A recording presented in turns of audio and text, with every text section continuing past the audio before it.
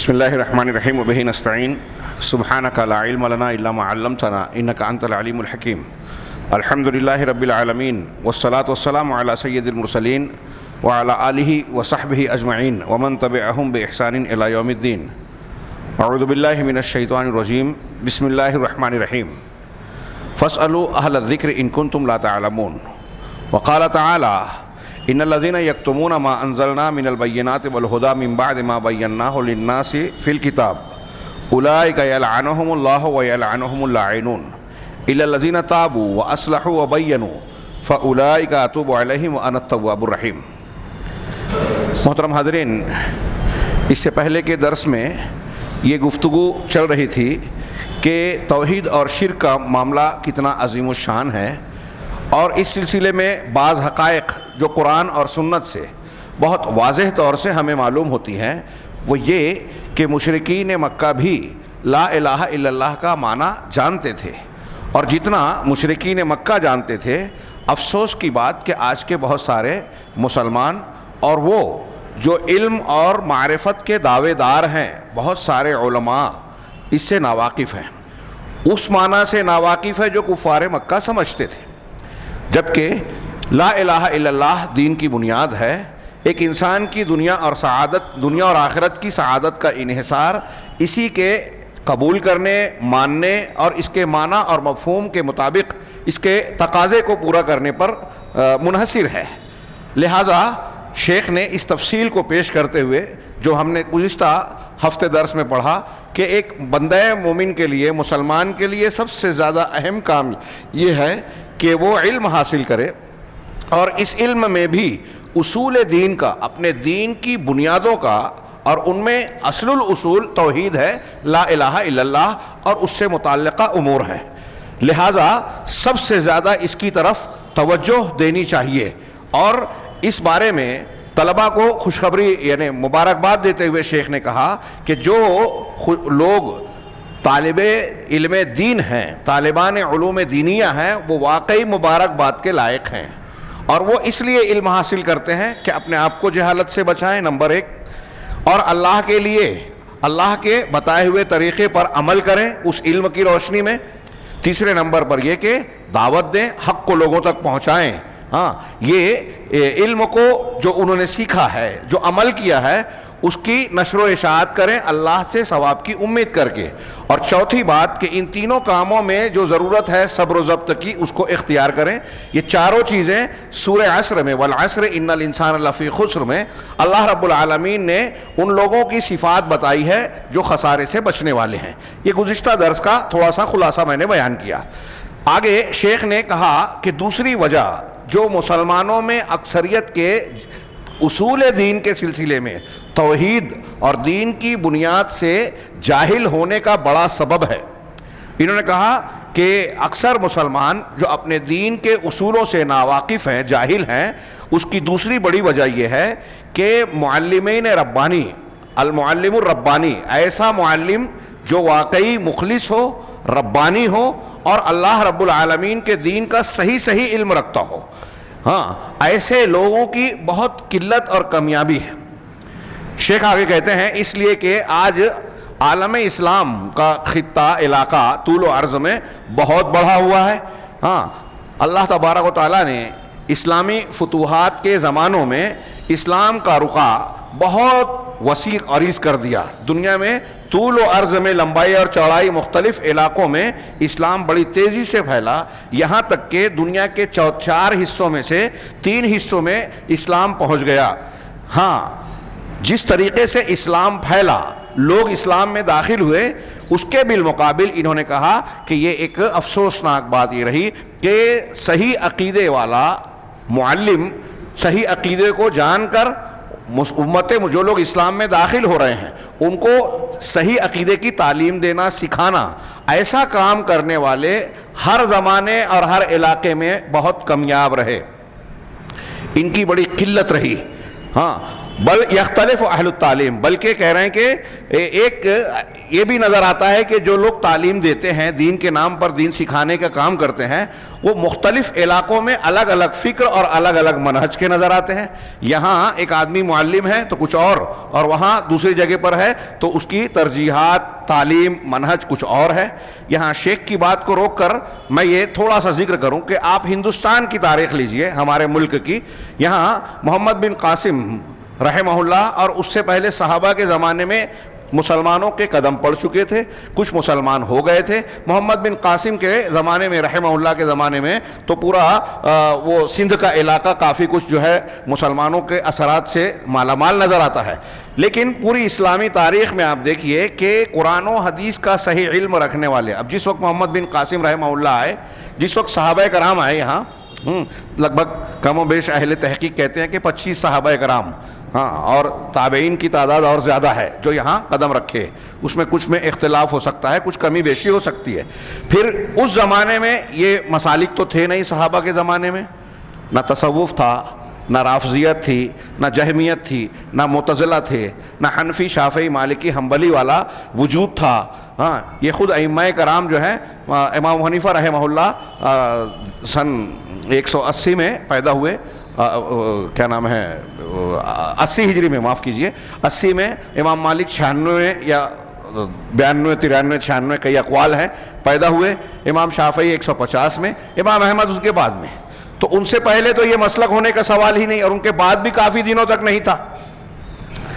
تو اس وقت جو اسلام تھا وہ قرآن و حدیث والا ہی تھا، لیکن اسلام جس تیزی سے مختلف علاقوں میں پھیلا، وہاں معلمین ربانیین، مخلص اور صحیح عقیدہ اور علم رکھنے والے قرآن و حدیث کا معلمین کی قلت رہی۔ اور خاص طور سے اس کی بہت بڑی مثال ہندوستان ہے۔ ہم یہ دیکھتے ہیں یہاں کی تاریخ میں، تفصیل میں جاؤں گا تو ایک لمبا وقت درکار ہوگا، صرف اتنا مختصراً نتیجے کی بات کہ ہم ہندوستان کے بہت سے مسلمانوں میں آج بھی دیکھتے ہیں کہ وہ ایک طرف مسلمان ہو گئے ہیں، قرآن و حدیث کو ماننے کے دعوے دار ہیں بظاہر، لیکن ان کی رسم و رواج اسلامی رنگ روپ اختیار کر کے ایسی بہت ساری چیزیں ہیں، چیزوں پر مشتمل ہے جو غیر مسلموں کے مذہب کی تعلیم کا حصہ ہے۔ میت کے بعد جو ہمارے ہاں تیجا، فاتحہ، 40واں اور چہلم کیا کیا سب ہوتا ہے نا، آپ دیکھیں کہ ہندو دھرم میں دوسرے ناموں سے بالکل وہی چیزیں ملے گی۔ مزارات پہ جو چیزیں ہوتی ہیں ہمارے ہاں شرک اور بدعت و خرافات کی، آپ دیکھیں کہ مندروں میں بتوں کے تعلق سے بہت ساری چیزیں ویسی ملتی جلتی ہیں۔ ہمارے ہاں جو مشرکانہ یا بدعتی تہوار اختیار کیے گئے، آپ کو کئی تہوار اور ان میں کیے جانے والے اعمال ایسے ملیں گے جو یہودیوں سے، نصرانیوں سے یا ہندوؤں سے یا دوسرے مذہب کے لوگوں سے لیے گئے ہیں۔ ان کی نقل یہاں کی گئی ہے، اس کو اسلامی نام اور اسلامی رنگ دے دیا گیا۔ وہاں کسی دیوی دیوتا کے نام پہ ایک چیز ہوتی تھی، یہاں بس اس میں بزرگوں کا نام ڈال دیا کہ فلاں پیر صاحب، فلاں ولی صاحب، اور ان کے نام سے جو ہے وہ عرس لگ رہا ہے، جترا بیٹھ رہی ہے۔ عرس اور جترا مطلب ان کو میں مشابہت دے رہا ہوں۔ تو آپ دیکھیں گے کہ یہاں صحیح عقیدے کی اور صحیح دین کی تعلیم نہ ہونے کی وجہ سے بہت سے لوگ دوسرے مذہب سے جب اس مذہب میں آئے، مسلمان ہوئے، تو اپنی تربیت نہ ہونے کی وجہ سے، تعلیم نہ ہونے کی وجہ سے پہلے کی بہت ساری چیزوں کو انہوں نے ویسے ہی اختیار کیا جیسے پہلے اختیار کرتے تھے۔ وہاں کے رسم و رواج، وہاں کا مزاج، آپ سماجی زندگی میں آپ دیکھیں گے کہ ہندوستان میں ہمارے برادران وطن کے مذہب کے بہت سارے اثرات ہیں۔ اور اس وقت میرے دماغ میں جو مثال آ رہی ہے اسے سن کر کچھ لوگ مذاق اڑاتے ہیں یا وہ کرتے ہیں کہ ہمارے سماج میں، خاص طور سے شمالی ہندوستان، ہمارے علاقے سے لے کے اوپر تک جائیے، دوسری شادی کو جتنا برا سمجھا جاتا ہے اور زنا کے لیے جو ہے نرم رویہ اختیار کیا جاتا ہے، میں ایسا مانتا ہوں کہ ثقافتی اور تہذیبی طور پر یہ غیر اسلامی کلچر کا نتیجہ ہے، اس کے اثرات ہیں کہ زنا میں آدمی اتنی برائی قباحت محسوس نہیں کر رہا ہے جس کو جتنی کہ دوسری تیسری شادی میں۔ آپ دیکھیے کہ غیر مسلموں کے یہاں یہی ہے، اسی لیے ان کے یہاں کچن میں بہویں جلتی ہیں، طلاق کا راستہ بند ہے تو طلاق نہیں دے سکتے، جب نہیں نپتی تو طلاق دینے کی بجائے قتل کرتے ہیں، اسٹو بھڑکتا ہے اور پھر بہو جلتی ہے۔ ایسے ہی ہمارے ہاں جہاں طلاق کو مشکل کیا مسلمانوں نے، وہاں طلاق کی بجائے قتل ہوتے ہیں۔ تو خیر یہ ایک بحث ہے، میں یہ عرض کر رہا تھا کہ ہندوستان میں بھی یہ معاملہ بہت بڑا رہا کہ یہاں صحیح عقیدے کی تعلیم و تربیت بہت کم رہی، اور اگر کسی نے کوشش کی تو یہاں ہمیشہ آپ پوری تاریخ میں دیکھیں گے انتہائی شدید قسم کی مخالفت ہوئی. یہاں کے اہل تصوف خراسان سے آئے ہوئے جو ملاوٹی اسلام یہاں لے کر آئے تھے اہل تصوف, ہاں, ان کے اثرات نے کبھی بھی قرآن و حدیث کی دعوت و تعلیم کے اندر روک لگانے کی کوشش کی. ہاں, شاہ ولی اللہ نے قرآن کا ترجمہ کیا تو قاتلانہ حملہ ہوا. ہاں, کہتے ہیں اکبر شاہ نجیب آبادی نے اسباب زوال ملت اسلامیہ کتاب لکھی, پڑھیے اسے. محمد تغلق اس کو بیوقوف اور احمق بادشاہ مشہور کیا, جبکہ وہ احمق نہیں تھا. ہاں, آج ہمارے یہاں بھی اسکول میں پڑھنے والے دوسرے سب اسی طرح ذکر کرتے ہیں. وہ قرآن حدیث کی طرف مائل تھا. ہاں, اور اس کا وزیر بہت دیندار, قرآن و حدیث کو جاننے والا. اور محمد تغلق کی یہ کوشش تھی کہ قرآن و حدیث کو ہندوستان میں نافذ کیا جائے. تو راجستھان کے ریگستان میں اس کے وزیر اور پورے اس کے خاندان کو انتہائی بے دردی سے قتل کیا گیا. ہاں, یہ اس طرح کے واقعات ہمارے یہاں عام ہیں. جہاں قرآن و حدیث بڑھتا نظر آتا ہے, آپ دیکھیے کہ باقاعدہ کورس پڑھائے جاتے ہیں, رد غیر مقلدیت, ہاں, اور ان کا رد ان کا رد. آج سوشل میڈیا پہ قرآن و حدیث کے رد کے لیے, قرآن و حدیث کے ماننے والوں کے رد کے لیے جتنے لوگ زور لگاتے ہیں. ابھی آپ تازہ واقعہ دیکھے ہوں گے کہ ایک اسرائیلی سٹیزن شپ والا ایک آدمی, وہ جنہوں نے مسجد نمرہ میں حج کا خطبہ دیا, ان کے خلاف اویلا مچایا کہ انڈونیشیا میں انہوں نے جا کے تقریر کی اور وہاں گھنٹہ بجایا. ناقوس کہہ رہے ہیں وہ لوگ. ہاں, وہاں کی روایت ہے, کانفرنس ہے, پورا انڈونیشیا مسلمانوں پر مشتمل ہے, تقریباً 99 بلکہ 100% کہہ لیجئے. وہ کرنے پہ فتوے چارو ہو گئے پورے دھوم دھام. ہاں, وہ رافضیوں کے گود میں بیٹھا ہوا صحابہ کرام پر تنقید کرنے والا سلمان ندوی فتویٰ دیتا ہے کہ وہ امامت کے لائق نہیں ہے. ایسے ہی دوسرے بہت سارے لوگ اپنی ڈفلیاں بجا رہے ہیں. کیا ان کے یہاں کوئی اصول ہے؟ یہ جو لوگ اس طرح کی فتوی بازی کر رہے ہیں, میں ان سے پوچھئے کہ آپ کا اصول کیا ہے. اگر تھوڑی دیر کے لیے ابھی وہ واقعہ صحیح ہے غلط ہے جانے دیجیے, تھوڑی دیر کے لیے مان لیتے صحیح ہے, تھوڑی دیر کے لیے بھی مان لیتے ہیں کہ انہوں نے کوئی غلط کام کیا. اگر ان کے اس غلط کام پر آپ کا یہ فتویٰ ہے تو کیا ایسے ہی غلط کام پر آپ اپنے بڑوں کو فتویٰ دیں گے؟ شیخ حسن البنا کے بارے میں بتائیں, مولانا ابو العلا مودودی صاحب کے بارے میں بتائیں, مولانا الیاس کے بارے میں بتائیں, مولانا ابو الحسن علی ندوی, وحید الدین خان صاحب, ان کے بارے میں بتائیں کہ کس نے مندر میں جا کے دیا جلایا, کس نے جو ہے جا کے مشرکانہ تہواروں میں شرکت کی. ہاں, کون ہے جو بدعتی خرافاتی اور شرکیہ مجلسوں میں وہ شریک ہو کر یہ اشعار پڑھ رہا ہے کہ اللہ کے رسول صلی اللہ علیہ وسلم محفل میں حاضر ہوئے حسن البنا؟ کس کے بارے میں نہ بتائیں؟ کیا وہی فتوے کی زبان آپ بولیں گے؟ یہ میں عرض کر رہا تھا کہ قرآن و حدیث کا یہ ڈبل المیہ ہے. ایک طرف لوگ سیکھتے نہیں ہیں, سیکھنے چاہتے نہیں ہیں, اور اگر اسے پھیلانے کی کوشش کی جاتی ہے, اس کو صحیح علم اور صحیح عقیدے کی ترویج کی کوشش کی جاتی ہے, تو تاریخ بھری پڑی ہے کہ مخالفین غیر مسلم کفار و مشرکین تو دور ہے, اہل بدعت اسے برداشت نہیں کرتے. اہل بدعت کی تاریخ حق کی مخالفت سے, بدعت کی ایک بہت بڑی خرابی اور بہت بڑا نقصان یہ ہے کہ ایک آدمی جب بدعت میں باطل عقیدے کا شکار ہوتا ہے تو ایک طرف تو وہ خود باطل کر رہا ہے, اور جو حق کرتا ہے, اہل حق ہیں, اہل سنت ہیں, ان کی مخالفت کرتا ہے. یہ ڈبل گناہ ہو جاتا ہے کہ اللہ کے رسول صلی اللہ علیہ وسلم کے لائے ہوئے حقیقی دین کی مخالفت کرتا ہے دین کے نام پر. وہ یہ سمجھتا ہے کہ میں بہت نیک کام کر رہا ہوں. ہاں, تو خیر یہاں شیخ نے اشارہ کیا اس بات کی جانب کہ دین کے اصول کے سلسلے میں جو لوگوں کی جہالت ہے اس کی ایک بہت بڑی وجہ یہ ہے کہ صحیح علماء ربانیین کی شدید قلت رہی ہے. جس طریقے سے اسلام کا رقعہ پھیلا, مسلمان پھیل گئے پوری دنیا میں, اس اعتبار سے یہاں مربیان اور معلمین کی بڑی فراوانی اور دستیابی نہیں رہی.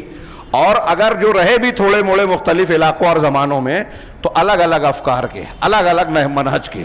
یہاں ابو مظفر سمعانی رحمہ اللہ بہت بڑے عالم گزرے ہیں ہمارے اسلاف میں سے, ان کی ایک بات یاد آئی, بعض خطابات میں دروس میں نے ذکر کیا ہے. وہ کہتے ہیں کہ اہل الحدیث, اہل السنہ والجماعہ کی ایک خصوصیت آپ پوری دنیا میں اور تاریخ میں ڈھونڈ لیں, کسی اور کے یہاں نہیں ملے گی یہ بات. وہ کیا؟ وہ یہ بیان کرتے ہیں کہ دنیا کے کسی بھی حصے کا کوئی اہل حدیث عالم, اہل سنت والجماعت کا قرآن و حدیث کے سلف کے عقیدے پر چلنے والا, آپ عقائد اور دین کے اصول میں آپ ہر ایک کی عبارت اور بات کا فرق پائیں گے، لیکن سب کی بات یکساں ملے گی۔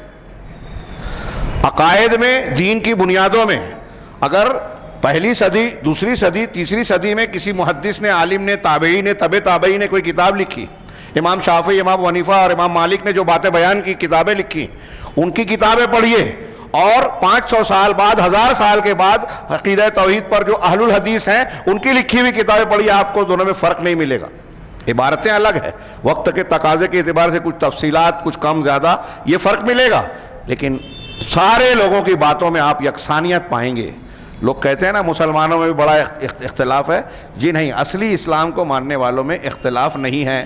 جھگڑے، لڑائی یا اختلاف رائے جو ہمارے یہاں پایا جاتا ہے وہ دین سے دوری کا نتیجہ ہے، انانیت اور دوسرے اسباب کا، اس کی وجہ دین نہیں ہے۔ دین کی بنیادوں میں انتہائی کم، دنیا میں روئے زمین پر کسی مذہب اور کسی فرقے میں اتنا اتحاد نہیں ملے گا جتنا اسلام اور اسلام میں اہل الحدیث کے یہاں ملے گا۔ یہ فکری بات کر رہا ہوں، عقیدے کی بات کر رہا ہوں، ہاں، اعتقاد کی بات۔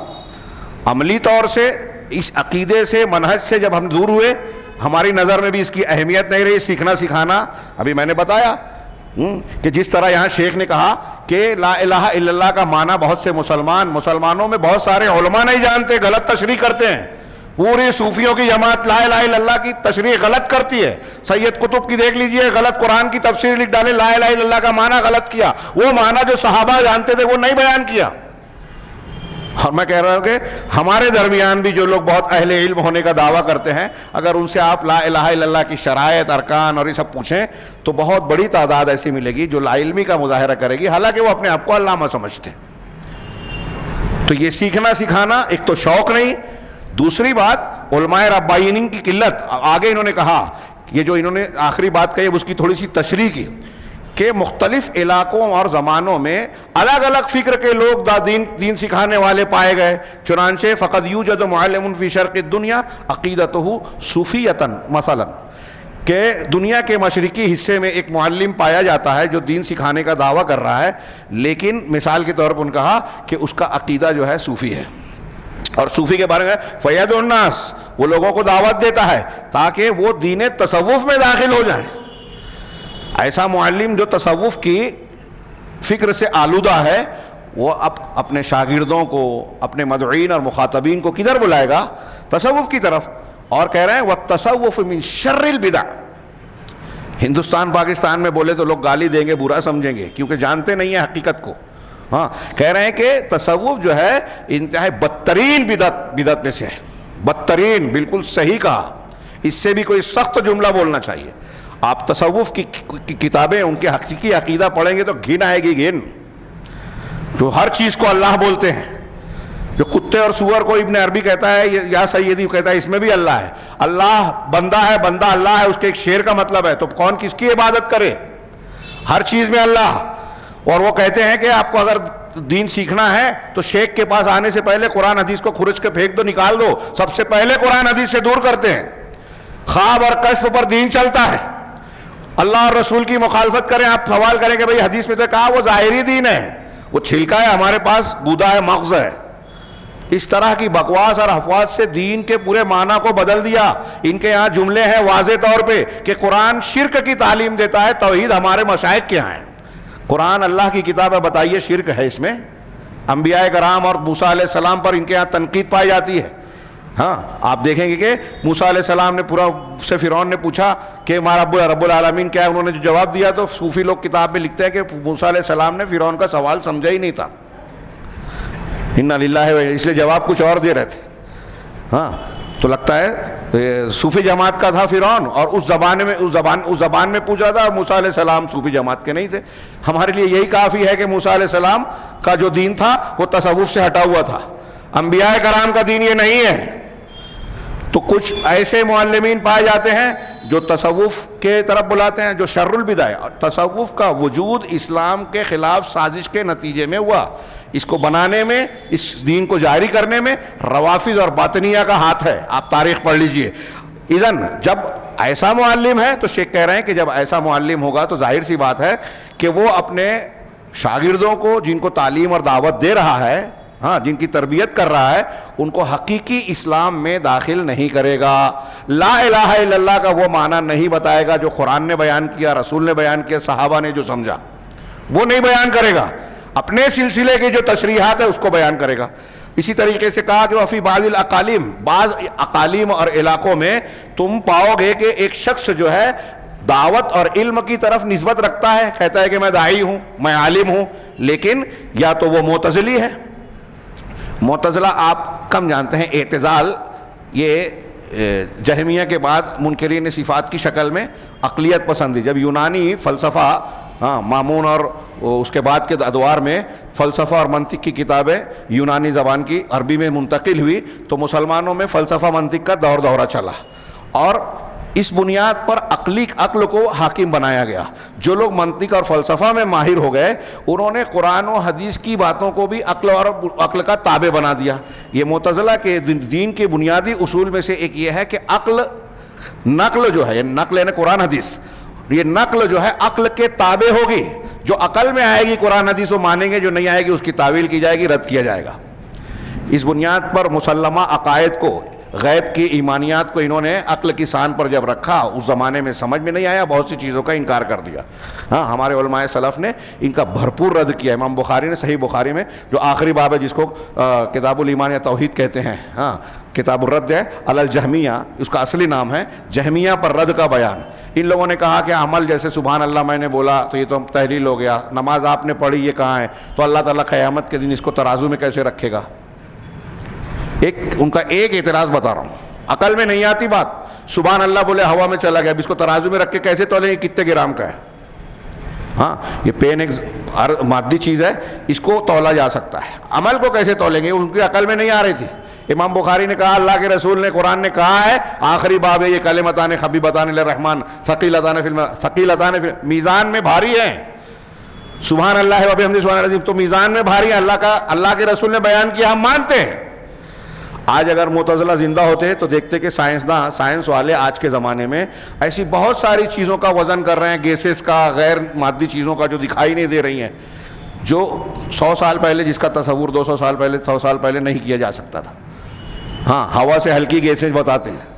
ہاں ایسے کیمرے بن گئے ہیں کہ آپ یہاں بیٹھے ہوئے اٹھ کے چلے گئے تو آپ کے جانے کے 5 منٹ بعد بھی اس کیمرے سے کیا جائے تو آپ کے جو نقوش ہوا میں موجود ہے اس کو جمع کر کے وہ آپ کی تصویر لے لے گا.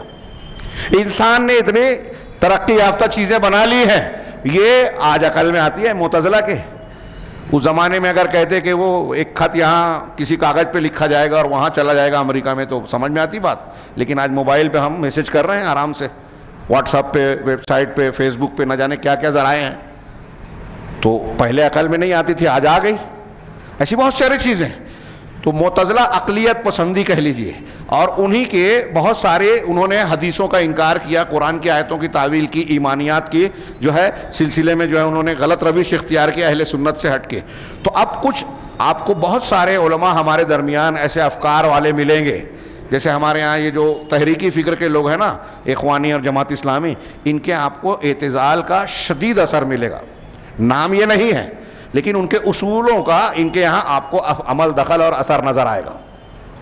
حدیث سمجھ میں نہیں آ رہی ہے, رد کر دیا. عذاب قبر, ارے یہ کھڈے میں قبر ہے, ایک آدمی جو ہے پانی میں چلا گیا, پہلے یہ سوال اٹھائیں گے, پرندے نے لاش کھا لی تو وہ قبر میں کہاں ہے, ایک.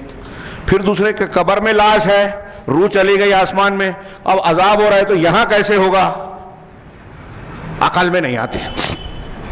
اس کا جواب ہم بریق الجمان وغیرہ میں دے چکے ہیں, کئی عقلی جواب بھی دیے ہیں جو علماء نے دیا کہ آپ خواب دیکھتے ہیں, ہاں خواب میں آپ چیخ چلا رہے ہیں, آپ کے بازو میں ایک آدمی بیٹھا ہوا ہے, آپ کی بیوی جو ہے آپ کے بغل میں سوئی ہوئی ہے, وہ خواب میں ڈراؤنا خواب دیکھ کر ڈر رہی ہے, چیخ رہی ہے, چلا رہی ہے, اس کو سانپ بچھو یا کوئی جانور دوڑا رہا ہے, وہ چلا رہی ہے, آپ کو کچھ سمجھ میں نہیں آ رہا ہے, آپ وہاں بازو میں بیٹھے ہیں, اچانک ڈر کے وہ آواز کے ساتھ اٹھتی ہے اور اس کا بدن پسینہ پسینہ ہے, وہ اٹھنے کے بعد آپ کو بتاتی ہے کہ میں نے ایسا ڈراؤنا خواب دیکھا اور ڈر گئی, تب آپ کو پتہ چل رہا ہے. تو سویا ہوا جس کو آپ دنیا میں دیکھ رہے ہیں اس کے ساتھ کیا گزر رہا ہے آپ کو محسوس نہیں ہوتا, تو مرا ہوا تو سونے والے سے زیادہ آگے کی چیز ہے, وہ آپ کی سمجھ میں کہاں سے آئے گی. معتزلہ نے سونے کی حالت میں خواب کی توجیہ کیا کی ہے, آج تک سائنٹسٹ نہیں کر پائے اس کی صحیح توجیہ. تو ایسی کتنی چیزیں ہیں کہ آدمی اس کو گزرتا ہے لیکن اس کی توجیہ نہیں کر پاتا عقلی اور سائنسی اعتبار سے، تو کیا اس کا انکار کر؟ کیا میں یہ کہہ دوں کہ سائنسداں یہ بولے گا کہ چونکہ تجربہ گاہ میں ہم نہیں بتا سکتے اس لیے یہ بول دیا جائے کہ خواب آدمی دیکھتا ہی نہیں ہے، خواب کی کوئی حقیقت ہی نہیں ہے؟ ہاں، تو جب خواب کی حقیقت ہے اور سائنس والے اس کی صحیح توجیہ نہیں کر پاتے جتنے میں اتنی بات، ہاں، تو پھر نیند کی حالت میں، موت کی حالت میں جو کچھ ہو رہا ہے وہ پیدا کرنے والا اور اس کی جانب سے بھیجا ہوا رسول اگر اس کے بارے میں بتا رہا ہے تو ماننے میں کیا دقت ہے؟ یہی ایمان بالغیب ہے، اسی سے آدمی مومن ہوتا ہے۔ تو معتزلہ، ایسی اور بھی بہت ساری چیزیں ہیں، حدیثوں کا انکار کرنے والے جو آج ہمارے یہاں مختلف قسموں کے پائے جاتے ہیں نا، وہ غلام پرویز سے لے کے آج غامدی تک، اور علی گڑھ کے جو راشد ساز جو حدیثوں کا انکار کر رہا ہے، ہاں، ان لوگوں تک آپ دیکھیں گے تو ان کے یہاں، ہاں، وہ جماعت اسلامی کے لوگ ہوں یا کچھ، ان کے یہاں بھی کچھ حدیثوں کے بارے میں سوال اٹھاتے ہیں، کچھ کو رد کرتے ہیں، کچھ کو مانتے ہیں۔ تو ان کی جو فکر ہے وہ اعتزال سے متاثر ہے۔ اب کچھ معلمین ایسے ہیں، شیخ کہہ رہے ہیں، جو معتزلی ہے، وَإِمَّا جَہْمِيًّا، یا وہ جہمی ہے۔ جہم ابن صفوان کی طرف معطل فرقے کو کہتے ہیں۔ یہ فرقہ باقاعدہ نہیں ہے، اب یہ ایک فکر بن گئی، پھر ان کی کئی شاخیں ہو گئی، جو اللہ رب العالمین کے اسماء و صفات جو قرآن و حدیث میں وارد ہیں اس کا انکار کرتے تھے۔ ہاں، یہ بھی اسماء و صفات کے باب میں بیان ہوگا کہ اللہ رب العالمین کے ناموں کی یہ تعویل کا، کچھ تعویل کرتے ہیں، کچھ پورا کا پورا انکار کرتے ہیں۔ جہمیہ پورا انکار کرتے ہیں۔ معتزلہ کہتے ہیں کہ اللہ کے نام ہے، صفات نہیں ہے، علیم ہے علم کے بغیر، قدیر ہے قدرت کے بغیر۔ بتائیے، حی ہے زندہ ہے زندگی کے بغیر۔ یہ بات سمجھ میں آتی ہے کہ یہ عقل کی بنیاد پہ انتہائی بے عقلی کی بات، اس کے رد کی میں فی الحال ضرورت نہیں سمجھتا۔ پھر اس کے علاوہ بعد میں ان کے بعد جب علماء نے ان کا رد کیا تو اشاعرہ پیدا ہوئے، انہوں نے اللہ کی 7 صفات علمیہ کو مانا، سمع، بصر، قدرت، کلام، حیات، ہاں، ایسی 7 صفات کو مانی۔ باقی جتنی بھی قرآن و حدیث میں نام اور صفات سب کی تعویل کر کے انہی کی طرف لوٹاتے ہیں۔ اور میں آپ کو بتاؤں، یہ کوئی طنز و تعریض کی بات نہیں ہے، یہ رونگٹے کھڑے کر دینے والی اور ہمارے بھائیوں تک پہنچانے والی بات ہے، عقیدے کی بات ہے۔ مر گئے غلط عقیدے پہ تو کیا ہوگا، غور کیجئے کہ ہمارے یہاں ہندوستان پاکستان کے موجودہ احناف، ان کے بڑے علماء برملا کہتے ہیں، مانتے ہیں کہ ہم عقیدے میں اشعری ماتریدی ہیں، کلامن اشعری ماتریدی ہیں۔ اشعری کا عقیدہ جو ہے امام ابو الحسن اشعری، جس سے خود توبہ کرے، امام ابو الحسن اشعری کی طرف منسوب ہے، اور بعد میں امام ابو الحسن اشعری اپنے عقیدے سے توبہ کر کے اہل سنت والجماعت کے عقیدے میں آ گئے تھے۔ الابانہ عن اصول الدیانہ ان کی کتاب ہے، ہاں، اور مقالات کیا ہے اسلامیین ان کی کتاب ہے، موجود ہے۔ اگرچہ اشاعرہ ان کی کتاب ہونے کا رد کرتے ہیں، لیکن اس کے بہت سارے ثبوت علماء نے دیے، تو انہوں نے توبہ کر لی تھی، یہ انہی کی طرف فکر منسوب ہے۔ اور پھر جب ہمارے یہاں بڑے علماء سے پوچھا جاتا ہے ناف کہ بھائی اہل سنت والجماعت کے عقیدے سے، امام حنیفہ امام شافعی کے عقیدے سے آپ ہٹے ہوئے ہیں، تو کہتے ہیں کہ جو اشاعرہ کا ماتریدیہ کا جو عقیدہ ہے نا، وہ اہل سنت کے قریب قریب ہی ہے۔ یہ اپنے آپ کو تسلی دیتے ہیں، بعض بنیادی چیزوں میں بہت دور دور ہے، قریب قریب نہیں ہے۔ اور اگر فرض کیجئے کہ آپ اہل سنت والجماعت کے عقیدے کو صحیح مانتے ہیں، تو نئے نام کی ضرورت کیا ہے، نئی نسبت کی ضرورت کیا ہے؟ اب یہ کیوں نہیں کہتے کہ ہم عقیدے میں بھی اہل سنت والجماعت، قرآن حدیث اور اللہ اور رسول اور صحابہ کرام کے طریقے کو مانتے ہیں؟ یہ کیوں کہتے ہیں کہ ہم اشعری ماتریدی ہیں؟ تو کچھ لوگ جہمی ہیں، اشعری ہیں، معتزلی ہیں، کچھ مسلمین جو ہیں قادیانی ہیں، مرزا غلام احمد قادیانی، چونکہ یہ عربی میں لکھا ہے انہوں نے عرب دنیا میں، تو حاشیے میں انہوں نے قادیانی کی موسوعہ سے ان کے کچھ عقائد کا ذکر کیا کہ یہ مرزا غلام احمد قادیانی کو جو ہے مسیح پھر نبی مانتے ہیں، تمام انبیاء سے افضل مانتے ہیں، اور تمام جو ہم مسلمان ہیں ان کو کافر مانتے ہیں۔ اس وقت تو مسلمان ہوں گے جب قادیانیت میں داخل ہوگا، حالانکہ قادیانیت میں کوئی جائے گا تو کافر ہو جائے گا۔ اس کا وجود کیوں ہوا؟ بنیادی طور سے انگریزوں نے اس کو بنایا، نبی بنایا مرزا غلام احمد قادیانی کو، اور اس کا اصل کام تھا کہ جہاد کو لغو قرار دے، رد کرے، کہ انگریزوں کے خلاف جنگ نہ کی جائے، اور وہ ان کی حکومت اسلامی مسلم حکومت ہے، امن والی ہے، اس کا ساتھ اس کی سماعت کرنا چاہیے۔ یہ اپنے دین کو مستقل ایک دین مانتے ہیں، مرزا غلام احمد قادیانی کے ساتھیوں کو صحابہ کرام کے جیسا مانتے ہیں۔ ایسی اور بھی ان کے یہاں تفصیلات ہیں، اور یہ حقیقت میں اسلام دشمن ہے، اور یہ بھی اسلام کے مخالفت میں ہی وجود میں آئی۔ تو یہ کچھ معلمین ایسے ہیں جو چھپ کر یا تو کھل کر قادیانی ہوتے ہیں، وَإِمَّا وثنیًا، کچھ ایسے ہیں جو وثنی ہیں، وثنی یعنی بت پرست، وثنی سے مراد بت پرستی، کون ہے بت پرست وثنی؟ جو پتھروں کو پوجے، درختوں کو پوجے، قبروں کو پوجے، یعنی غیر اللہ میں جو چیزوں کو پوجتا ہے وہ وثن کو پوج رہا ہے۔ اللہ کے رسول صلی اللہ علیہ وسلم نے فرمایا اللہم لا تجعل قبری وثنا یعبد۔ صنم اور وثن دو لفظ ہے جس کا ترجمہ ہم بت کرتے ہیں۔ صنم اس بت کو کہتے ہیں جو تراشا خراشا ہوا ہو، وثن بغیر تراشا ہوا۔ ہاں، اور بھی کچھ تفصیل بیان کی۔ وثن صنم کو بھی کہا جاتا ہے۔ اللہ کے رسول نے کہا کہ میری قبر کو اے اللہ وثن نہ بنا جس کی عبادت کی جائے، مطلب قبر کی اگر عبادت کی جائے تو وہ وثن ہو جاتا ہے۔ تو اب ہمارے ہاں کچھ بہت سارے معلمین ایسے ہیں جو وثنی ہیں، یعنی قبر پرست ہیں یا غیر اللہ کی پرستش کرتے ہیں، اور ہم دیکھ رہے ہیں وہ اما رافضین ہے یا پھر وہ رافضی ہے۔ رافضی کا لفظ ہم استعمال کرتے ہیں، اور عام طور سے ہندوستان پاکستان میں جب ہم لوگ استعمال کرتے ہیں تو اس کو شیعت اور رافضیت کا بالکل کلی مترادف مانا جاتا ہے، حالانکہ اہل عرب اور اہل علم اس میں تھوڑا سا فرق کہتے ہیں۔ علامہ ابن تیمیہ کہتے ہیں کہ رافضہ، یہ حاشیے میں ہے کہ رافضہ یہ لفظ سب سے پہلے اسلام میں اس وقت ظاہر ہوا جب زید بن علی ابن حسین، حضرت حسین رضی اللہ تعالیٰ عنہ کے پوتے زید بن علی بن حسین رضی اللہ تعالیٰ عنہ، انہوں نے ہشام بن عبد الملک کے زمانے میں دوسری صدی کے اوائل میں ان کے خلاف خروج کیا، اور اس وقت جو ان کے شیعہ تھے، پہلے زمانے کے شیعہ اور بعد میں فرق ہوتا بھی گیا، تو ان کا ساتھ تھے۔ اب ان شیعان علی کہلانے والے یا اہل بیت کے ساتھی، ان لوگوں نے حضرت زید سے پوچھا کہ آپ کا ابو بکر صدیق اور عمر فاروق کے بارے میں کیا کہنا ہے؟ تو انہوں نے حضرت ابو بکر صدیق اور عمر فاروق کی اچھی خاصی تعریف کی، ان کے لیے دعائیں کی، رحمت کی اور رضامندی کی۔ تو یہ سن کر ان کو بڑا برا لگا، کیونکہ یہ حضرت ابوبکر صدیق عمر فاروق سے نفرت کرتے تھے۔ جب حضرت زید نے ان کی تعریف کی تو انہوں نے ان سے علیحدگی اختیار کر لی، جب ان میں سے کافی لوگوں نے علیحدگی اختیار کر لی، اور جب وہ الگ ہوئے تو حضرت زید نے کہا رفضتمونی رفضتمونی، تم نے مجھے چھوڑ دیا۔ رفض مانے چھوڑنا، ترک کرنا، تم نے مجھے چھوڑ دیا، رد کر دیا، تم نے مجھے چھوڑ دیا۔ یہاں سے روافظ میں تقسیم ہوئی۔ چنانچہ روافظ وہ ہیں جنہوں نے حضرت زید کے سگے بھائی ابو جعفر محمد بن علی، علی کے بیٹے محمد، ان کا ساتھ اختیار کیا، اور دوسرا گروہ زیدیہ بنا جو آج یمن میں تھے نا، حوثی وغیرہ، لیکن آج کل ایران سے تعلق حاصل کر کے وہ انہی کے جیسے ہو گئے اور اہل سنت کو مار رہے ہیں۔ ہاں، کہہ رہے ہیں زیدیہ یہ حضرت زید بن علی کا ساتھ اختیار کرتے ہیں اور ان کی طرف نسبت رکھتے ہیں، اور اسی وقت سے شیعوں میں یہ دو، ایک زیدیہ کہلانے والے اور شیعہ امامیہ کہلانے والا، یہ دو گروپ بنا۔ آگے اور بھی گروپ بنے ان کے ہاں اماموں کے اعتبار سے، ہاں کوئی 6 امام پہ الگ ہوا، کوئی اور آگے جا کے الگ ہوا، تو یہ بنیادی طور سے یہ دو تقسیم ہے۔ تو اب کوئی رافضی ہے وہ دین سکھا رہا ہے، چنانچہ جو جیسا معلم جس علاقے اور زمانے میں پایا گیا عالم اسلام میں، وہ لوگوں کو اسی چیز کی طرف، اسی عقیدے اور فکر کی طرف دعوت دینے لگا، وہی بات تعلیم کے طور پر پیش کرنے لگا جو انحراف اس کے پاس موجود تھا۔ اگر وہ رافضی ہے تو رافضیت کی تعلیم دے رہا ہے، اگر وہ شیعی ہے، اگر وہ صوفی ہے، اگر وہ قادیانی ہے، تو اپنی فکر کے اعتبار سے وہ زہر ڈال کے تشریحات کر رہا ہے دین کی، اسلامی عقائد کی۔ تو ایک تو یہ کہ عقائد پھیلانے والے کم، اور ان میں بھی کچھ ایسے جو غلط چیزوں کی اشاعت کر رہے ہیں، اور اگر کوئی اس کی تشریح کرتا ہے، اس کا رد کرتا ہے، تو ہمارے یہاں ایک طبقہ جو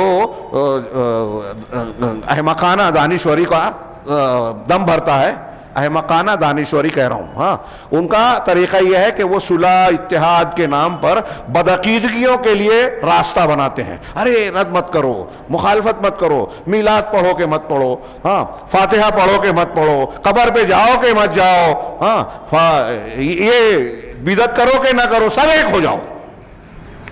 یہ دین نہیں ہے، یہ تعلیم و تربیت نہیں ہے۔ اس کا نتیجہ یہ نکلا کہ عقائد کی اہمیت بھی لوگوں نے نظر انداز کر دی۔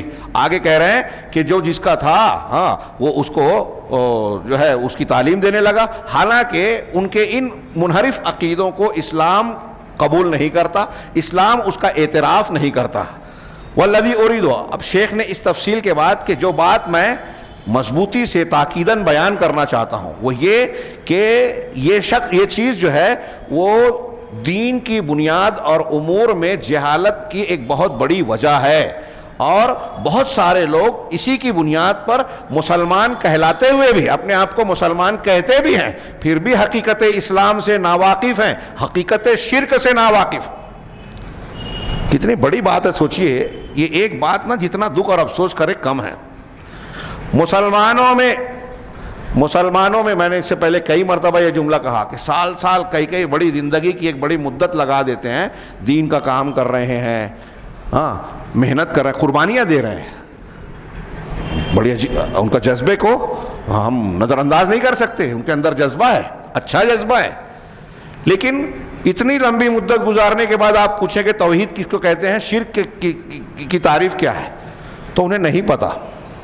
کتنے دکھ اور افسوس، میں نے بار بار کہا یہ انبیاء کا پہلا سبق ہے، لا الہ الا اللہ بول کے آدمی اسلام میں داخل ہوتا ہے، اور اگر لا الہ الا اللہ صحیح نہیں ہے، اپنی ضد سے پاک صاف نہیں ہے، محقق نہیں ہے، تو آپ کسی بھی دن تہجد نہ چھوڑیں، آپ روزانہ کروڑ روپیہ اللہ کے راستے میں خرچ کریں، آپ زندگی میں جب سے ہوش سنبھالا ہے مرنے تک کوئی دن روزہ نہ چھوڑیں، ایک نیکی بھی قبول نہیں ہوگی، ایک بھی نیکی قبول نہیں ہوگی اگر توحید نہیں ہے، شرک اکبر ہے۔ ہاں اللہ تعالیٰ نے انبیاء سے خطاب کر کے کہا، ہاں وَلَقَدْ أَوْحَيْنَا إِلَيْكَ وَإِلَى الَّذِينَ کیا ہے وَلَقَدْ أُوحِيَ إِلَيْكَ وَإِلَى الَّذِينَ مِن قَبْلِكَ لَئِنْ أَشْرَكْتَ لَيَحْبَطَنَّ عَمَلُكَ، اگر آپ بھی شرک کریں گے تو آپ کے بھی عمل برباد ہو جائیں گے، سارے اعمال برباد۔ کتنی صاف ستھری رونگٹے کھڑے کر دیں اس ایک آیت کی روشنی میں۔ میں کہتا ہوں کہ سارے مسلمان عام خاص لوگوں کو، مرد ہو یا عورتیں ہوں، ہاں اس کا اہتمام کریں، توجہ دیں۔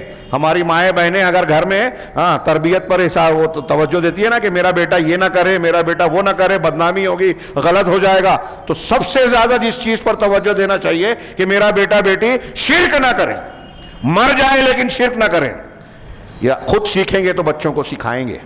ہاں تو شیخ کہہ رہے ہیں آگے کہ اب یہ جو حقیقت شرک اور حقیقت توحید جو لوگوں میں، مسلمانوں میں بھی اجنبی ہے، اس کی دو بڑی وجہ نکلی۔ انہوں نے کہا ایک تو یہ نتیجے کے طور پر پہلی وجہ یہ ہے کہ قصور ذاتی قصور اور کوتاہی، اس لیے کہ جو جاہل ہے، جو شخص ناآشنا ہے، وہ علم کو حاصل کرنے کے لیے، دین کو سیکھنے کے لیے سفر نہیں کر رہا ہے۔ آج عہد اول میں ہم دیکھتے ہیں صحابہ کرام، امام بخاری نے نقل کیا حضرت جابر بن عبداللہ رضی اللہ عنہ نے ایک حدیث جاننے کے لیے ایک مہینے کا سفر کیا۔ ہمارے آج کیا حال ہے، لوگ سب علامہ اتنے بنے ہوئے ہیں، صحابہ کرام سے زیادہ علم والے ہیں، اور کیا شوق ہے۔ ہاں ہمارے کئی لوگ ایسے ہیں کہ ان کو اگر جمعہ کے خطبے میں چونکہ اللہ اور رسول کا حکم ہے تو بہت بھاری پڑتا ہے، 5 منٹ زیادہ ہو جائے تو وہ پیٹھ پیچھے بات نہ بول پائے تو تبصرے کرتے ہیں۔ ہاں ہمارے یہاں دین سیکھنے کا کتنا شوق ہے، زندگیاں کھپائی ہمارے سلف نے، دوسری تمام چیزوں کو قربان کر کے اس راستے میں لگ گئے۔ علم کی پوری آپ پڑھیے تاریخ، ہاں جیسا علم حاصل کرنے میں مسلمانوں کا معاملہ تھا ویسا کسی کا نہیں تھا۔ یہ امت اقرا ہے جس کو سب سے پہلا خطاب اللہ کے نبی صلی اللہ علیہ وسلم کو اور اس امت کو کیا گیا، اقرا بسم ربک الذی خلق سے، اور آج اسی کو تانا مل رہا ہے کہ دنیا میں، ہندوستان میں جاہل ترین قوموں میں سے ایک مسلمان ہے۔ ہاں اب اس کے اسباب ہیں، اس کی کچھ تفصیل میں ہم گفتگو کر سکتے ہیں، الگ بات ہے۔ تو جو جاہل ہیں، یہاں اصول دین کی بات ہے، توحید کی بات ہے، لا الہ الا اللہ کا معنی نہ جاننے کا سبب بتا رہے ہیں۔ تو ایک تو یہ کہ جو ذاتی قصور کیا ہے کہ لوگوں نے علم کے حاصل کرنے کے لیے کجاوا نہیں کسا۔ کجاوا کسنا شیخ کہہ رہے ہیں اپنے شہر میں اگر علماء موجود ہیں تو ان سے استفادے کی توفیق سے محروم ہے، شوق سے محروم ہے، تو کجاوا نہیں کسا، ولا تعلم اور سیکھا نہیں، ولا سأل اہل العلم الموثوق بعلمہم اور نہ ہی ایسے اہل علم اور علماء سے جن کے علم پر بھروسہ اور اعتماد کیا جا سکتا ہے، ایسے علماء سے ان لوگوں نے سوال بھی نہیں کیا، لوگوں نے، عام لوگوں نے، اور اس کا اللہ نے حکم دیا، جبکہ اللہ نے اس کا حکم دیا کیا کہا؟ اللہ نے فرمایا فَاسْأَلُوا أَهْلَ الذِّكْرِ إِن كُنتُمْ لَا تَعْلَمُونَ، سوال کرو، اہل ذکر سے پوچھو۔ یہ پوچھنا تقلید نہیں ہے، پوچھنا علم حاصل کرنا ہے۔ آپ جب استاد سے پوچھتے ہیں تو کیا تقلید کر رہے ہیں؟ سمجھنا چاہتے ہیں، جاننا چاہتے ہیں۔ اور ایک مسئلے میں ایک استاد سے آپ نے پوچھا، پھر دوسرے سے پوچھتے ہیں، دونوں کی بات میں ٹکراؤ ہوا تو پھر آپ محاکمہ کرتے ہیں، تیسرے سے پوچھتے ہیں۔ یہ تحقیق ہے، تقلید نہیں۔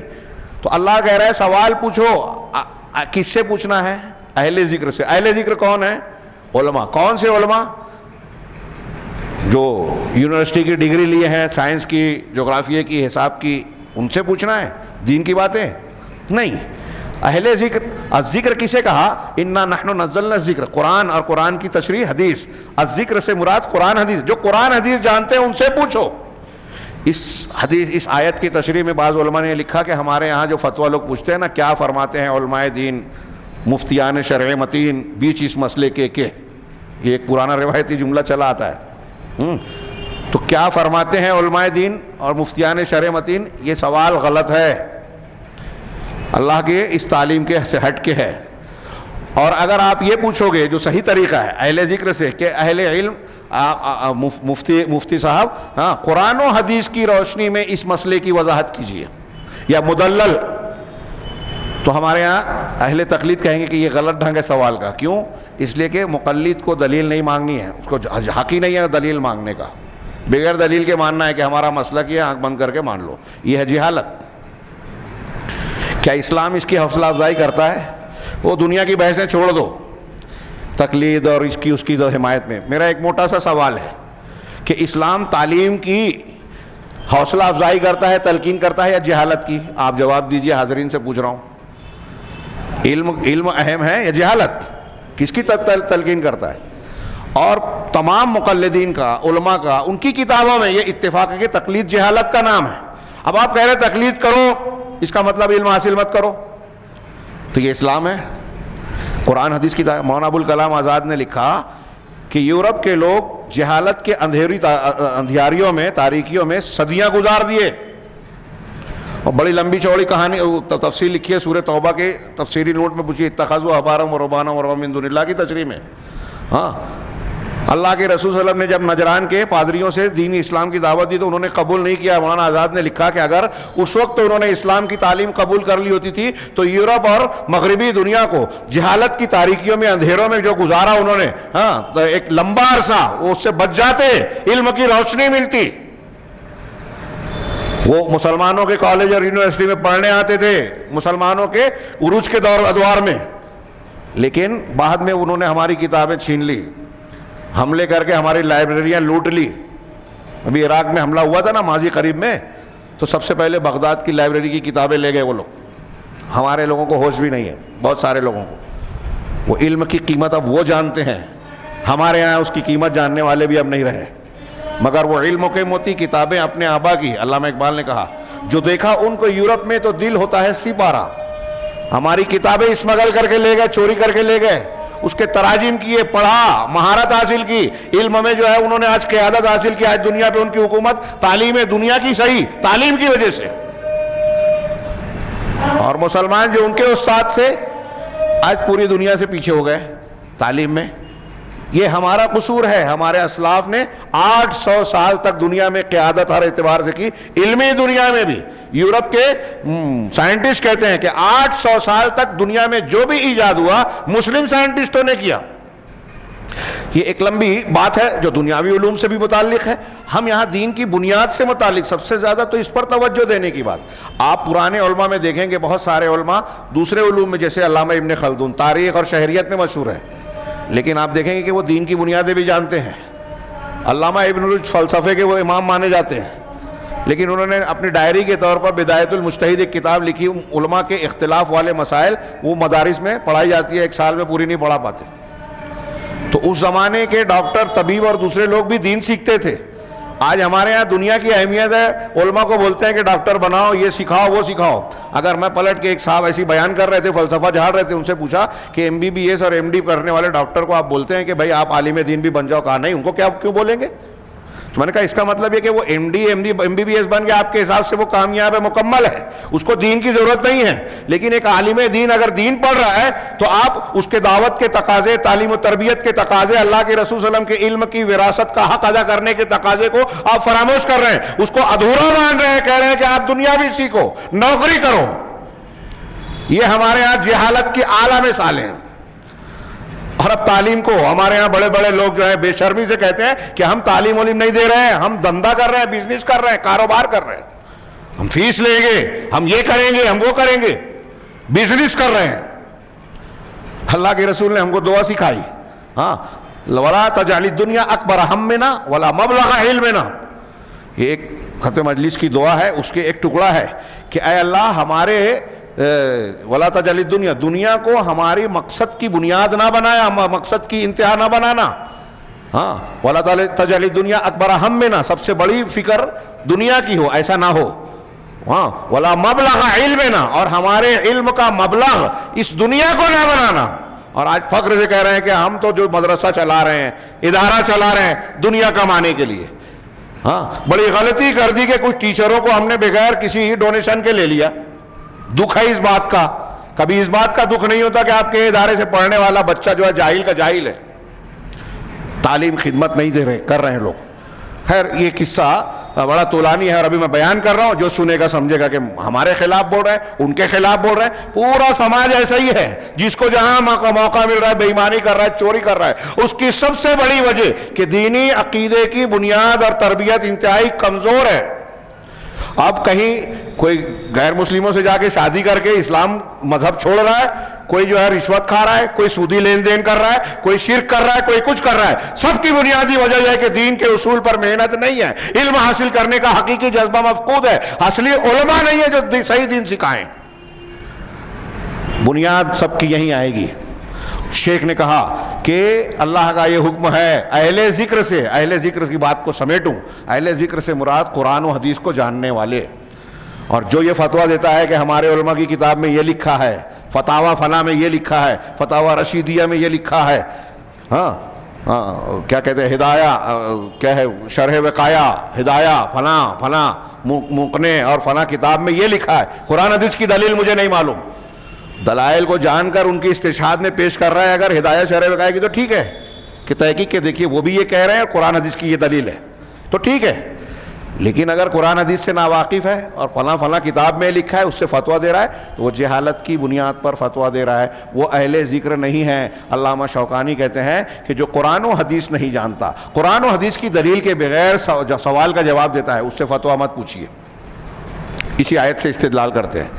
اہل ذکر سے کیوں پوچھنا ہے، سب سے کیوں نہیں پوچھنا ہے؟ اس لیے جو لوگ آج کل فتویٰ دینے کا مجلس بیٹھاتے ہیں نا، بہت اللہ سے ڈریں.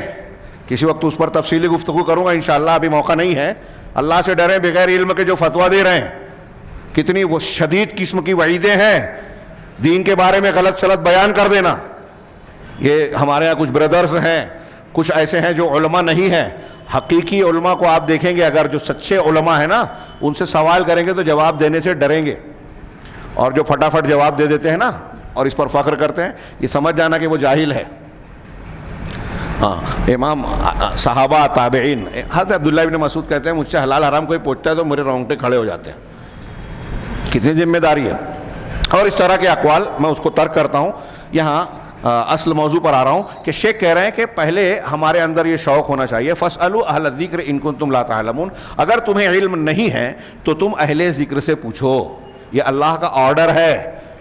علم نہیں ہے تو پوچھنا ہے، سیکھنا ہے، معلوم کرنا ہے، بچ نہیں جاؤ گے. اللہ نے کہا ہے نماز پڑھو تو نماز کو سیکھنا پڑے گا. یہ نہیں بولو گے کہ مجھے کہاں معلوم، میں عالم تھوڑی ہوں. مولوی صاحب تو بولتے ہیں کہ نماز میں اتنے ہزار مسئلے ہیں، میں کیسے جانوں گا؟ تو نماز آپ کی فرضیت ختم ہو گئی؟ آپ کو اتنے ہزار مسئلے نہیں معلوم ہے؟ جتنا آپ سیکھ سکتے ہیں سیکھیں، جتنا ضروری ہے سیکھنا. طلب العلم فریضۃ علی کل مسلم کے معنی میں یہ شامل ہے. بخلاف ہے. اب آپ دیکھیے کہ لوگوں نے علم حاصل کرنے کے لیے کجاوے نہیں کسے، کمر نہیں کسی، محنت نہیں کی، سفر نہیں کی، علماء کے پاس گئے نہیں، ان کے پاس ٹائم نہیں ہے. اس کے برخلاف شیخ نے بڑی پیاری بات کہی، برخلاف اس کے کہ جب ہم دیکھتے ہیں کہ ان کے لیے جب جسمانی اور دنیاوی تقاضوں میں سے، طلب میں سے کسی چیز کی کمی ہوتی ہے تو آپ اس کو پائیں گے کہ وہ زمین میں لمبائی اور چوڑائی کی طرف لمبے لمبے سفر کرتا ہے. ابتغاء الرزق، رزق کی تلاش میں. ہمارے شہر میں یو پی کے، بہار کے، دیہاتوں کے کتنے لوگ آ کے کمائی کر رہے ہیں. پورے ہندوستان میں آپ گھوم لیجئے، ٹائر کی دکانیں دیکھیے، پیٹرول پمپ دیکھیے، ہوٹلیں دیکھیے، دوسری دکانیں، تو آپ کو پتہ چلے کہ ہندوستان کے اس علاقے سے آ کے یہاں بیچارہ دکان کھول کے کام کر رہا ہے. ترس آتا ہے کہ اتنے غربت ہے، یہاں محنت کرنا پڑ رہی ہے. ابھی کچھ دن پہلے ناسک کے راستے سے آتے ہوئے ہم لوگ بھی ایک دکان پہ رکے. بہار کا ایک بچہ، اب وہ سیکھ رہا ہے اور بات بات میں کہتا ہے کہ میں مجھے نماز پڑھتے ہو، کہا درگاہ پہ جاتے ہیں. میں کہا درگاہ پہ کیوں جاتے ہو؟ ہمارے ادھر لگتا ہے اس تاریخوں میں جاتے ہیں، عرس لگتا ہے. کیوں جاتے ہیں؟ یہ ہے ان کا مبلغ ہے۔ پھر میں نے ان کو جب سمجھایا کہ توحید کیا ہے، یہ درگاہ پہ جانا، آپ کسی بھی قبرستان میں جائیں موت کو یاد کرنے کے لیے، دینا لینا اللہ کے ہاتھ میں، اور پھر ان کو یہ سمجھایا کہ تو وہ ذرا لا تعلقی سے سن رہے تھے جب توحید کی دین کی باتیں ہمارے یہاں بھی اکثر لوگ وہ مزہ نہیں آتا، اچھا نہیں لگتا، فلمی بات ہو گیم کی بات ہو تو مزہ آتا ہے، یہ مزاج ہی بگڑ گیا ہے۔ ہاں، تو اس شخص سے میں نے کہا کہ آپ کو غربت تھی، پیسے کی ضرورت تھی، آپ بہار سے سفر کر کے یہاں آئے کام کر رہے ہو، ہے نا، یہ ہمارے شریر کی ضرورت پوری کرنے کے لیے، گھر کی ضرورت پوری کرنے کے لیے آپ کر رہے ہو۔ دین کا سیکھنا صرف شریر اور دنیا کی نہیں، آخرت میں کامیابی کے لیے ضروری ہے۔ یہاں آپ کتنے سال جیو گے، لیکن مرنے کے بعد جب دوبارہ زندہ کیے تو پھر موت نہیں آئے گی، موت کو موت آ جائے گی، اللہ تعالیٰ ذبح کروا دے گا۔ جنت میں اور جہنم میں جو جائے گا ہمیشہ ہمیشہ رہے گا، الا یہ کہ جو توحید والے جہنم میں جائیں گے، نکال کے بعد میں جنت میں ڈالے جائیں گے۔ تو اس کے لیے ہمارے پاس ٹائم نہیں ہے۔ اگر ہم کو پیسہ کمانا ہے تو ہم قربانی دے کر بال بچوں کو چھوڑ کر دور دراز جاتے ہیں، کئی سال کوئی سعودی عرب میں کام محنت کر رہا ہے، کوئی دوسری جگہ ڈرائیونگ کر رہا ہے، روز آتا ہے پھر چلا جاتا ہے، گاڑی پہ رہتا ہے۔ ہاں، گھر والے بھی سمجھتے ہیں کہ اگر ایسا نہیں کرے گا تو گھر چلے گا کیسے، اس لیے وہ بھی قربانی دے رہے ہیں۔ ہاں، روزانہ اس طرح کا معاملہ ہوتا ہے۔ تو شیخ وہی کہہ رہے ہیں کہ اگر روزی کی ضرورت ہے، اپنی جسمانی ضروریات اور مطالبات ہیں، تو اس کے لیے آدمی لمبا لمبا سفر کر رہا ہے، ٹائم دے رہا ہے، لیکن جو نجات کی بنیاد جس پر ہے اس کے لیے وقت نہیں ہے۔ کتنی افسوس کی بات ہے۔ دوسری بات کہہ رہے ہیں، دوسری وجہ جو ہے، پہلا تو ذاتی قصور اور دوسرا قصور معلمین کا قصور۔ معلمین کا یہ تھوڑا لمبا ہے اور آگے سے جوڑنے والا، میں چاہ رہا ہوں کہ اسے یہیں روک دیا جائے۔ معلمین کے قصور میں جو علماء ہیں ان کی کیا ذمہ داری ہے؟ ہاں، اس میں کچھ معذور ہیں، کچھ گنہگار ہیں جن کو اللہ نے صحیح علم دیا اور وہ علم کی نشر و اشاعت نہیں کر رہے ہیں۔ اگر آپ اور ہم عالم ہیں، کوئی عالم ہے تو انبیاء کے علم کا وارث ہے۔ انبیاء کا وارث ہونا صرف یہ کہ ڈگری لے لیا یہ وارث ہو گئے، نہیں۔ انبیاء کا کیسے علم کو پھیلاتے تھے، اس کی متابعت اور اتباع کرتے ہوئے ہمیں بھی اس ذمہ داری کو نبھانا ہے یا علماء کو نبھانا ہے۔ انشاءاللہ اگلے درس میں اس کی کچھ تفصیل میں بیان کروں گا۔ ضمنی طور سے کچھ باتیں آج مفصل ہو گئی، ورنہ آج اس مضمون کو پورا کرنا چاہیے تھا۔ بہرحال اگر میں اسے چھیڑوں گا تو وقت زیادہ درکار ہوگا۔ اللہ رب العالمین ہمیں دنیا اور آخرت میں کامیابی سے نوازے اور دین سیکھنے کی صحیح جذبے اور اخلاص سے ہمیں مالا مال کرے اور اس کے ذریعے سے دین پر عمل کرنے والا، اس کے حقوق کو ادا کرنے والا بنائے۔ وآخر دعوانا الحمدللہ رب العالمین۔